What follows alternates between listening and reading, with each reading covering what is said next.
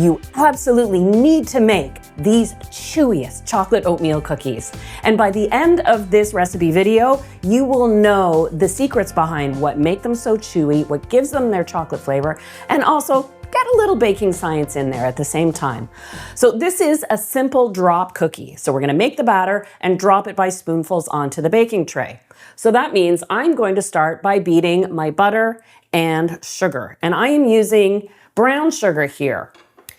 When you make a chocolate chip cookie, it's typically a mix of brown sugar and white sugar, but I really want that moisture from the brown sugar, so I'm relying on it here. And it is up to you if you'd like to use light brown, dark brown, demerara, just so long as it's got some moisture. If your brown sugar is a dry granular style, like a turbinado sugar, then you'll want to add a tablespoon of molasses or treacle syrup or some sort of golden syrup to give the cookie that moisture. For the sake of speed, I'm going to use the mixer. Now this doesn't make a fluffy, light cookie batter, so actually pulling out the electric beaters if you don't have a stand mixer is a good idea. So first I'm going to combine the butter and brown sugar together.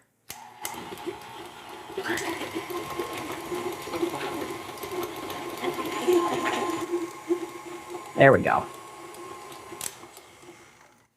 So you see what I mean. The mixture is not fluffy or creamed like when you're making a chocolate chip cookie because of that quantity of sugar in proportion to the butter, but that's okay. Now, I've got my egg to add, and because if you refrigerate your eggs, if you're like me, you never have the forethought to pull them out to let them come to room temperature. So I have simply immersed my egg in its shell in hot tap water. Give it a couple of minutes and it warms right up because ingredients of a like temperature blend together better. So now I can add my egg, and I may hold on to this water because I'll use that when I press down the cookies. At the same time, I can add my vanilla.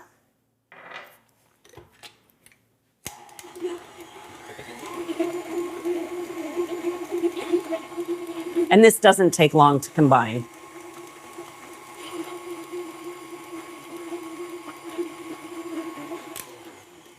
Okay, now to sift the dry ingredients.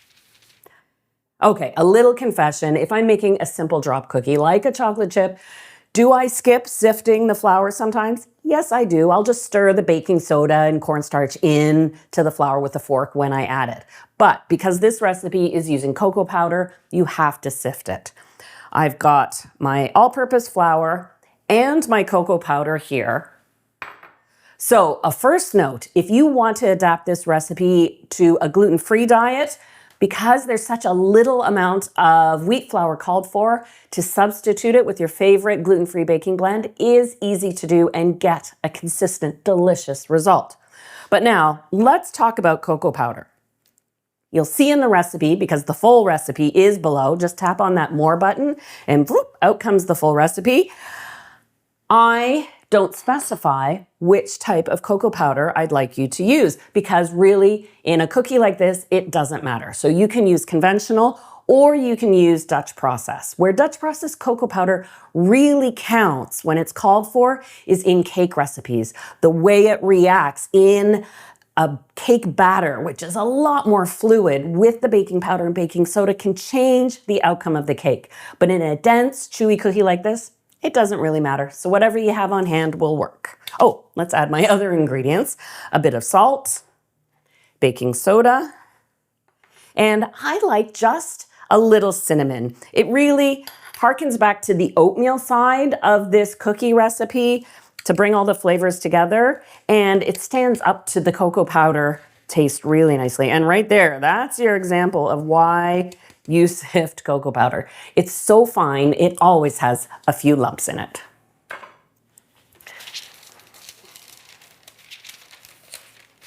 Now I'll just get this into the mixer and combine this on low speed.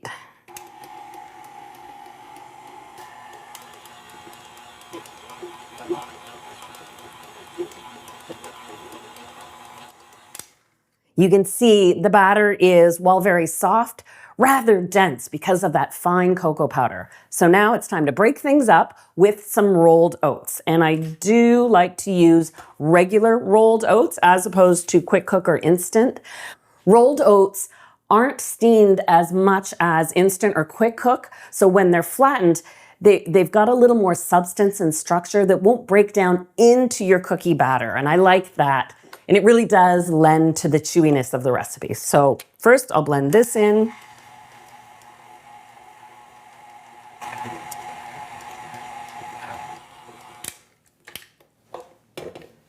Give the mixer a little scrape.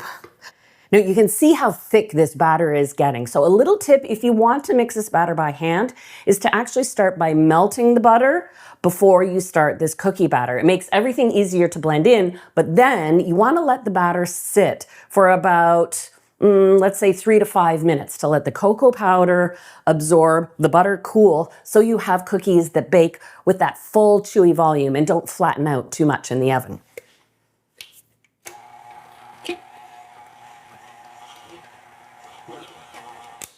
Okay, now for the remaining additions.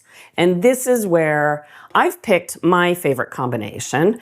And because I want the chocolate flavor to come through, it's obvious I'm going to add some chocolate chips. And these can be baking chips or they can be just conventional chocolate chips. I like the addition of coconut. I love coconut in an oatmeal cookie. I use sweetened coconut because I find sweetened flaked or shredded coconut is more tender than unsweetened. But I leave that up to you. It doesn't change the texture of the recipe if you'd rather use unsweetened. And I've got dried cranberries here. And I may use that glass to press down the cookies. So that's a lot of stuff when you look at that volume.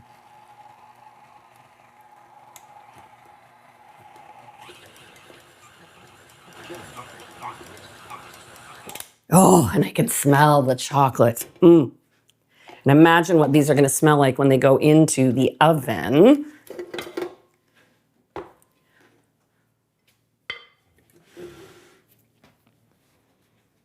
Bound to get a bit chocolatey here.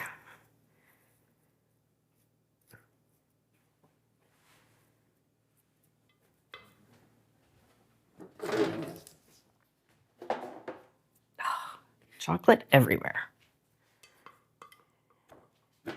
I'm using a number 40 scoop, but you could use 2 spoonfuls. And then I do recommend shaping these between the palms of your hands to get a nice circle for a beautifully round shape. This recipe makes just over 2 dozen, about 2.5 dozen cookies based on this size. So if you're doing holiday baking, you can go smaller. If you're looking for decadent treats, go bigger. The only thing that changes is your bake time.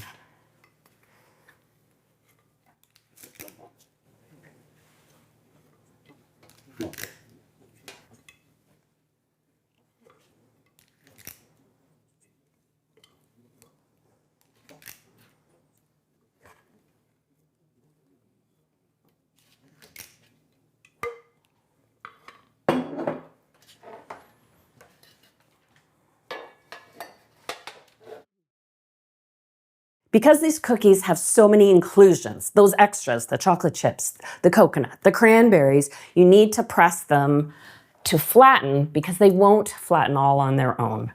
So I'm just using a water glass. I dip it in water if I find it's sticking, like that.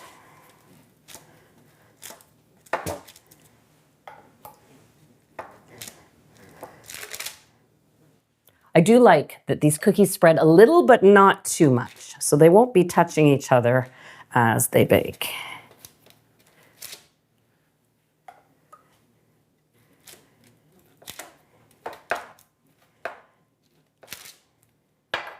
The cookies are ready for the oven, which I've preheated to 350, and they take 12 minutes to bake. What I look for is a slight crackle on top, and when the cookies lose their shine, I know they're cooked enough.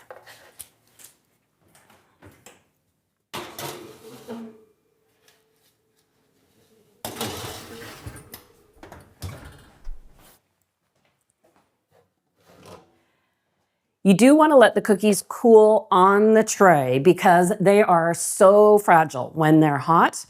You don't have to smack the tray or do anything. They get that beautiful sort of subtle crackle. You see how they flatten, but they've got substance.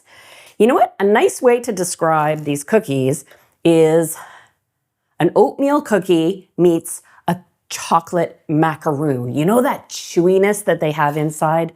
That is what these cookies offer.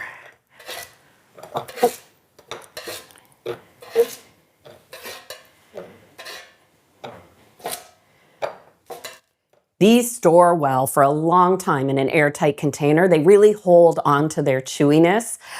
You can also scoop and freeze the cookies and pull them out and bake them as you need it. It's a question I get often, how to make smaller batches.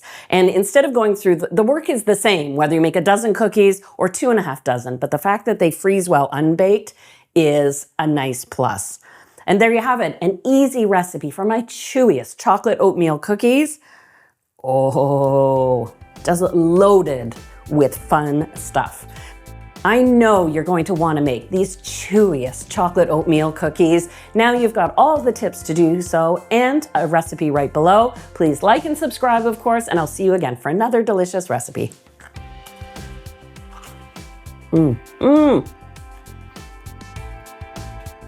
Did I forget to tell you about the nice, thin, crispy layer on the outside before you get to the chewy center? This is a good cookie.